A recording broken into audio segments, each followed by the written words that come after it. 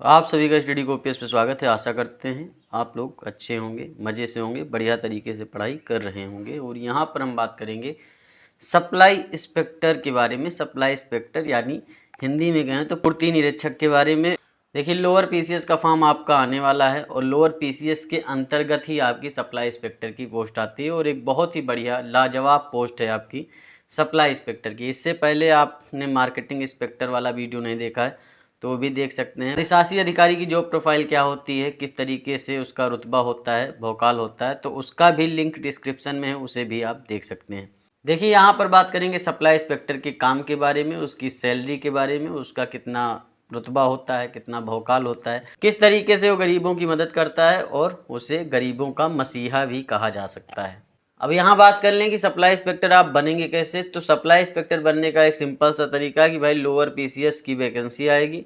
Lower PCS की vacancy जो आएगी उसमें ही एक पोस्ट होती है सप्लाई इंस्पेक्टर की, और बहुत सारी पोस्ट होती है। मार्केटिंग इंस्पेक्टर की पोस्ट होती है, अधिशासी अधिकारी की पोस्ट होती है, चकबंदी अधिकारी की पोस्ट होती है और मल्टीपल आपकी पोस्ट होती है।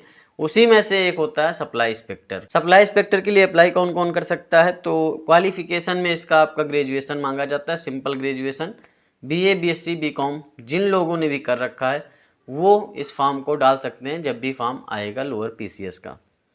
एज की क्राइटेरिया क्या होगी, तो 18 से 40 इसमें एज मांगा जाता है और एज रिलैक्सेशन आपकी कैटेगरी के हिसाब से दिया जाता है एससी एसटी ओबीसी को। देखिए, सप्लाई इंस्पेक्टर के काम की बात करें कि सप्लाई इंस्पेक्टर का काम क्या होता है, तो भाई राशन कार्ड में नाम जुड़वाना है या किसी का नाम हटवाना है। भाई बहुत सारे लोग होते हैं जिनके पास 50 बीघे ज़मीन है तो भी वो राशन ले रहे हैं, मतलब 5 किलो राशन पर हेड मिलता है आपका सरकार की तरफ से, तो उसका लाभ वो भी उठा रहे हैं। तो राशन कार्ड में किसी गरीब का नाम जुड़वाना है या फिर किसी का नाम हटवाना है, अगर कुछ जांच होती है, कुछ पता चलता है कि भाई इनके तो गवर्नमेंट जॉब है फिर भी ये राशन ले रहे हैं, तो इस तरीके की जो कार्रवाई होती है वो आपका सप्लाई इंस्पेक्टर करता है।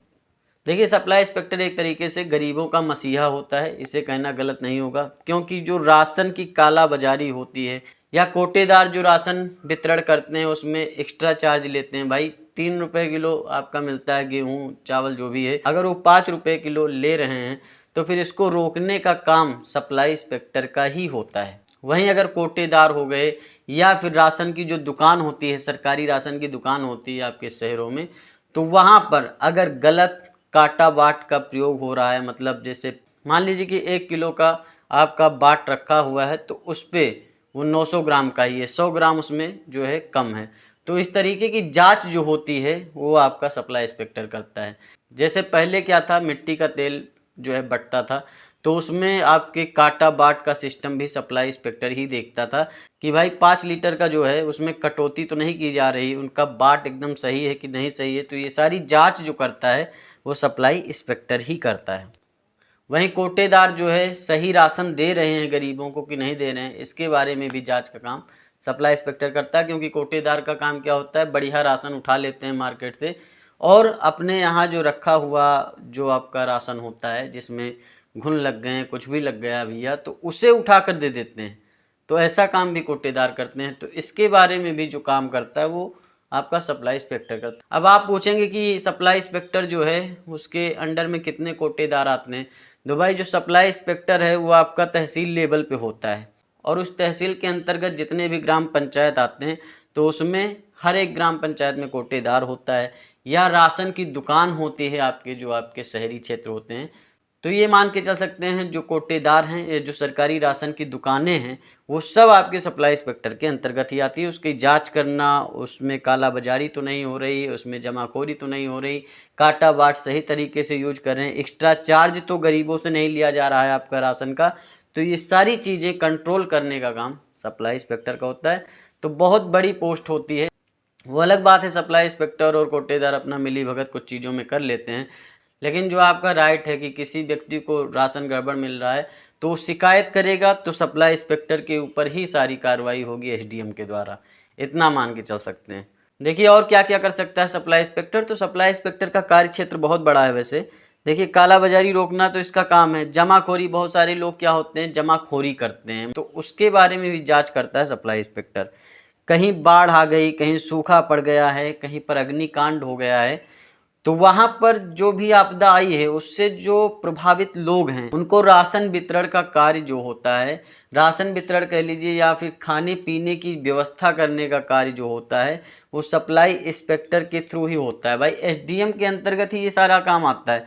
तो एसडीएम किसको सौंपता है कि भाई सप्लाई इंस्पेक्टर हो तुम, जाओ और पूरा सिस्टम देखो, वहाँ सूखा पड़ गया है तो वहाँ गरीबों के लिए सिस्टम करो, वहाँ पर अग्निकांड हो गया मतलब पूरे गांव में आग लग जाती थी पहले तो, अभी तो क्या है पक्के घर बन गए हैं, लेकिन पहले क्या होता था पूरे गांव के गांव में आग लग जाती थी।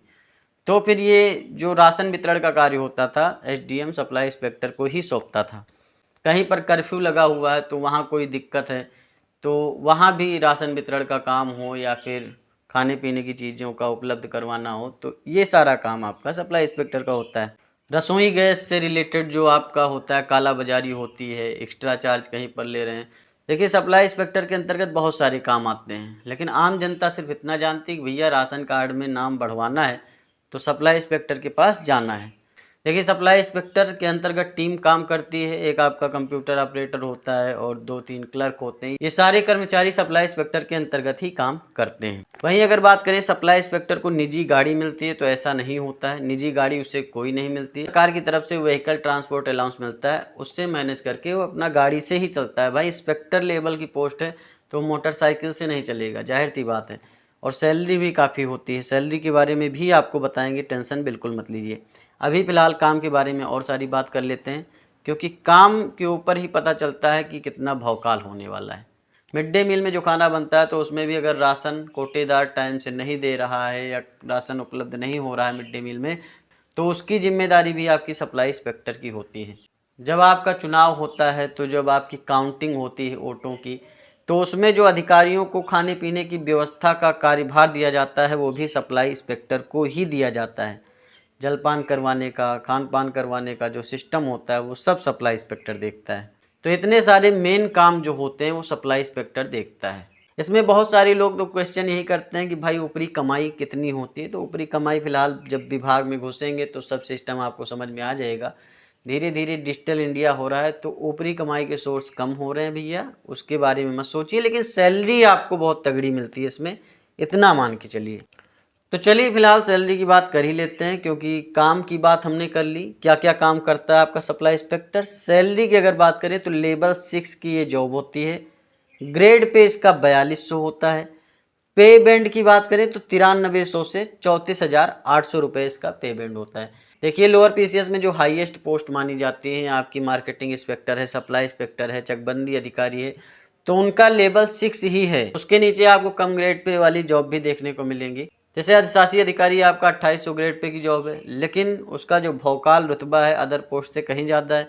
नगर पंचायत का जो अधिशासी अधिकारी होता है वो लोअर पीसीएस के थ्रू बनता है। वहीं नगर पालिका का जो अधिशासी अधिकारी होता है वो आपका अपर पीसीएस यानी यूपी पीसीएस से बनता है। तो फिलहाल ये लेवल 6 होती है जॉब, ग्रेड पे इसका 4200 होता है, पे बैंड आपका 9300 से 34,800 होता है। बेसिक पे की अगर बात करें तो बेसिक पे 35,400 रुपये होता है आपके सप्लाई इंस्पेक्टर का। वहीं डीए डियरनेस अलाउंस यानी महंगाई भत्ता जो बनता है 17,700 रुपये बनेगा, क्योंकि बेसिक पे का 50% आपका डियरनेस अलाउंस बनेगा। आज की डेट में 50% डीए हो चुका है। डीए जो है हर साल आपका बढ़ता है, लगभग 2 इंक्रीमेंट आपके लगते हैं डीए के हर साल, तो डीए बढ़ता ही रहता है। एचआरए आपका 6372 रुपये है। हाउस रेंट अलाउंस यानी मकान किराया भत्ता आपका 6372 रुपये है। वहीं अगर टीए की बात करें तो ट्रांसपोर्ट अलाउंस आपका 4710 रुपये मिलेगा। तो टोटल जब आप इसे ऐड करेंगे बेसिक पे, डीए, एचआरए, टीए, तो ये आपका 64,188 रुपये बनेगा। अब इसमें से आपका 10% एनपीएस यानी नेशनल पेंशन स्कीम के तहत कटौती हो जाएगी। नेशनल पेंशन स्कीम के तहत सरकार आपके अकाउंट से 10% काटती है और 14% अपने पास से देती है। 24% आपके अकाउंट में हर महीने जमा होता है और वो सरकार विभिन्न कंपनियों में, म्यूचुअल फंड में, आपके बहुत सारी जगह इन्वेस्ट करती है, जिससे उसका इंटरेस्ट भी आपको मिलता है। और जब आप नौकरी से रिटायर होते हैं तो इकट्ठे ही आपको एक मुश्त पैसा मिलता है।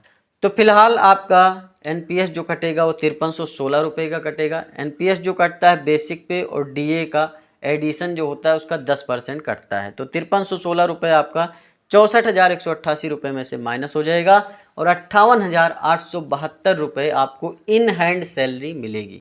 तो काफ़ी भारी भरकम सैलरी, लगभग 60,000 के करीब आपको सैलरी मिलने वाली है और इंक्रीमेंट भी आपको हर साल देखने को मिलेगा। इस सैलरी में लगातार सैलरी बढ़ती ही रहती है। तो जलवे वाली नौकरी है, इतना मान के चल सकते हैं भाई, छोटी मोटी पोस्ट नहीं है। जिसमें भी इंस्पेक्टर लगा है वो जाहिर सी बात है बड़ी पोस्ट है भाई। तो एक भौकाली पोस्ट है, रुतबे वाली पोस्ट है, मान सम्मान से रिलेटेड पोस्ट है भाई। लोअर पीसीएस का एग्जाम निकालेंगे, क्रैक करेंगे, तभी आप जो है सप्लाई इंस्पेक्टर बन सकते हैं। वैकेंसी आने वाली है, बहुत बड़ी अपॉर्चुनिटी है आप लोगों के पास। तो इसको अगर क्रैक करना है तो अभी से पढ़ाई में लग जाइए। आपको सिलेबस वगैरह सारी चीज़ें हम बता देंगे और जो भी स्टडी मटेरियल है वो आपको टेलीग्राम चैनल पे स्टडी कॉपीज प्रोवाइड करवाएगा। बहुत सारी चीज़ें, बहुत सारे पीडीएफ आपको टेलीग्राम चैनल पे देखने को भी मिलेंगे। तो टेलीग्राम का लिंक डिस्क्रिप्शन में, उसे जाइए, ज्वाइन करिए। वहाँ पर डेली के करंट अफेयर भी मिलेंगे आपको, तो उसे भी नोट डाउन करके पढ़ सकते हैं। सारी पीडीएफ वहाँ पर आपको देखने को मिलेगी।